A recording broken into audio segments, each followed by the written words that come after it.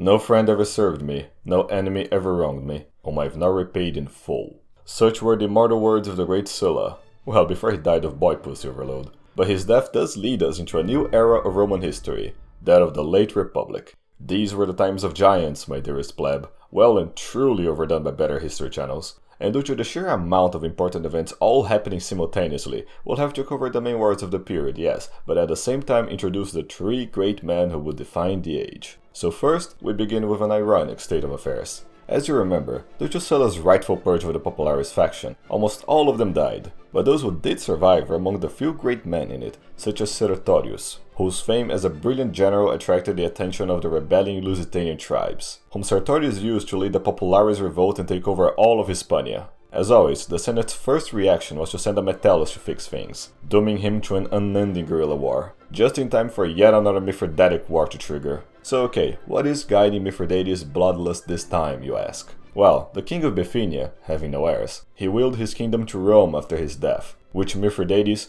absolutely seething, refused to accept, invading the province, restarting the conflict and laying siege to Cyzicus. Sent to stop him was the consul of the year, Lucullus, whom would stand by and watch as Jupiter destroyed Mithridates' siege weapons in a storm. And then he fucking threw a meteor at some point. Yeah, true story. Lucullus later took this chance to cut off his supply lines, forcing him to flee east, and pursuing him all the way back to Pontus. Back in Hispania, Sertorius' guerrilla war continued to drag on. To help Metellus, the Senate sent Gnaeus Pompeius to Hispania, our first soon-to-be triumvir. Born to a rural patrician family and an optimates father, Pompey started out his adult life after his father was mortally struck by lightning. If you're worried about the frequency of Romans dying to lightning strikes, just you wait until that happens to an emperor. Back to Pompey, he was able to dodge false accusations of theft while on trial. So elegantly in fact that the judge was like, "Whoa, you're awesome! Here, please fuck my daughter." Which he did. Later on, during Sulla's march to Rome, he raised his father's veteran legions to help him.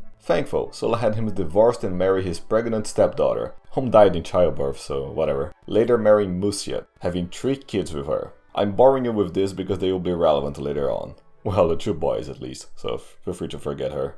As Sulla's supporter, Pompey gained fame by crushing several Popularis revolts in the Mediterranean, including one done by Brutus. No, his father. A relevant detail for later. In his return, Pompey would be named Magnus by Sulla, somewhat ironically, then letting him have a triumph despite being far too young and using elephants instead of horses, also somewhat ironically. It was this Pompey that landed on Hispania. Admittedly, he was trashed on once he got there. He was facing Sertorius after all, but Metellus came to his rescue, and thanks to Sertorius' barbarian army idiotic decision to attack them head-on, they were defeated, forcing Sertorius to retreat, later on being betrayed by one of his fellow Popularis revolutionaries, whom seized his command position. What a shitty faction. Meanwhile, back in Capua, a lone Thracian slave toiled away in a gladiatorial school, being taught how to entertain his Roman masters and add some significance to his miserable existence. But this Thracian hated Rome, and oh how much he did. Such was his rage that he led a revolt with his fellow slaves, stealing kitchen knives, killing the guards, and breaking out, proceeding to steal gladiatorial weapons and rampage through southern Italy. Being stuck between 2 massive wars in opposite fronts, Rome could only afford sending 2 waves of plebs to face them, whom were all killed, predictably enough. By then, Spartacus had made Mount Vesuvius his base, and I swear, the moment the god Vulcanus finds out that a band of filthy slaves has occupied his home, he's gonna go mad, mark my fucking words. Given the size of the slave revolt, a senator named Marcus Licinius Crassus offered to help, another soon-to-be triumvir. And the bane of communists worldwide, being a man who actually earned his fortune. I know, imagine that. Born to your standard patrician family, Crassus had his family's wealth seized by Cinna's dictatorship, being forced to flee to Hispania to avoid the Red Terror. Later joining up forces with Sulla in his march to Rome, assisting him while fighting Carbo. And after Sulla made his proscriptions, Crassus would have his revenge, buying up a lot of the confiscated Popularis property for dirt cheap. With this newfound wealth, he would buy not 1, not 2, but 500 slaves, whom he used to form the world's first firefighting force. So here's the story. Once a fire broke out, usually at some careless pleb's house, he would wait as it burned before the pleb agreed to sell it for cheap. Then the slaves put off the fire, rebuilt it, and now he had another place to rent as landlord. By the end of this, Crassus would amass a wealth of over 7,000 talents. That's around $10 billion in today's money. But despite such success, Crassus yearned for military glory, bringing us back to Spartacus. Once given command of the war, Crassus fielded several legions out of his own pocket, most of them plebs, taking it upon himself to discipline them by reviving the old practice of decimation, where one randomly picked pleb was beaten to death by the other 9.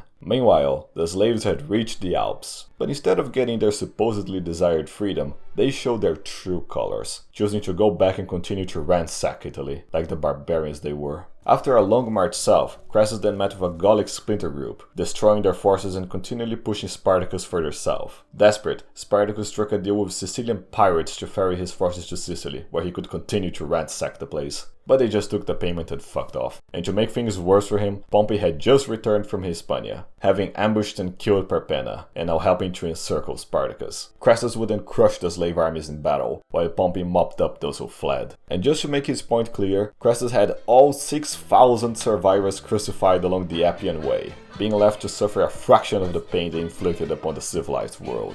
From this point on, every time a slave passed by the area, the living image of Crassus would haunt them, and remind them of their miserable, barbarian, servile existence. So that's 2 triumvirs, with 1 more to go. His origins stretch back to the legendary hero Aeneas himself, whom fathered Iollas, the progenitor of the gens Julia, one of the Alban patrician families Hostilius would bring into Rome. Forgotten to most was that the gens Julia had made a pact. Instead of being like the other clans and occasionally generating outstanding individuals from time to time, the Julia sought to reserve their uniquely divine power until it was most needed.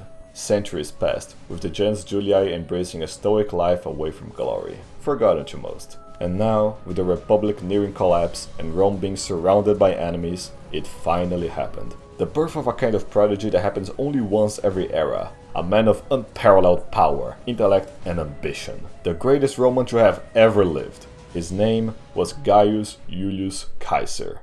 And that's how you pronounce it. But I'll call him Gaius Julius Caesar anyway. Saves me the trouble. Born to a humble patrician family, Caesar would spend his early life instigating both awe and fear in those who met him. At his coming of age, after his father's death and during Sulla's civil war, Caesar quickly realized the cold truth everyone denied. The Republic had been founded in good spirit for virtuous patricians alone, an impossibility with the influx of plebs into the Senate and the unending barbarian threats that so forced Rome to bend its rules. Caesar pondered heavily on the plebeian question, and while genocide was a quick solution, his pure patrician blood revolted him towards such violent ends. And so, there remained only one solution: to bring the plebs under the leash, and to achieve that, he had to join the Popularis faction, to his immense disgust. And all under Cinna's takeover no less, whom would make Caesar the high priest of Jupiter, and marry him to his daughter. Both events that Sulla would unmake once he took over. In truth, Sulla could see the latent power inside Caesar, and fearing the rise of an even stronger Marius, he had him banished from Rome.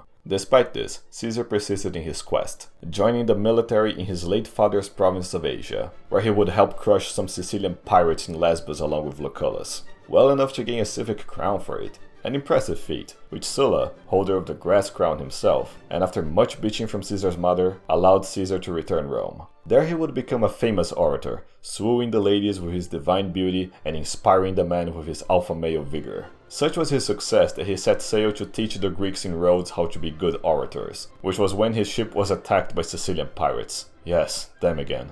Initially, they wanted 20 talents for his ransom, but after seeing a fraction of Caesar's power level, they immediately raised it to 5,000, but he told them to keep it at 50, being modest and all, casually reminding them that he would have them all crucified. They were laughing at him when he said that, but they sure weren't as he was nailing them to the cross. The next time we cover a divine individual and a cross will be a while from now. Until then, let's return to our unfinished business in the east. For Mithridates was still alive, annoyingly enough. Lucullus had done his best to pursue him deep into Armenian lands, having defeated his allied king Tigranes in battle along the way. But Mithridates decided to abandon his ally, retaking his Pontic kingdom through Lucullus's back. It was around this time that Pompey was finally sent to rain order down the pirate haven of Sicilia, on his way meeting with Lucullus, whom he had descended demote and take his command position. Mithridates barely had time to relax before Pompey stormed his forces, pushing him way back north, where he would kill his own traitorous son. Instead of pursuing him, Pompey saw the decadent, unstable state that the East was in, running a series of campaigns to civilize the region, and installing several puppet states.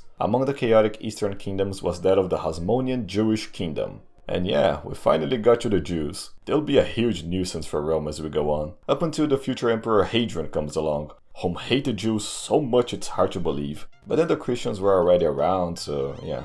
In this case, the Jewish king Hyrcanus had been Jewed out of his Jewish throne by his Jewish brother Aristobulus II. They both came to Pompey to mediate their dispute. He told them to chill for a while he visited Petra, but Aristobulus was impatient, returning to Judea to claim his kingdom. This infuriated Pompey, marching his troops down to Jerusalem, where Aristobulus eventually fled to. The Jewish civilians loyal to Hyrcanus was smart enough to let Pompey's troops in, but the priests refused to yield, barricading themselves on the Temple Mount. It was well fortified, but then came the day of the Sabbath, during which, as it happens, Jews are forbidden to meddle with the enemy unless being directly attacked, a fact Pompey exploited to deploy his battering ram. And the Jews, just let him do it. Sure enough, he broke through it the next day and slaughtered some 12,000 Jews, making Judea and its neighbors all client states of Rome. Let's just paint it all red. Much better. You've gotta respect the Jews though. No matter how many times they get slaughtered, they never give up on their Jewish ways. A lesson the future Emperor Hadrian would vehemently refuse to learn.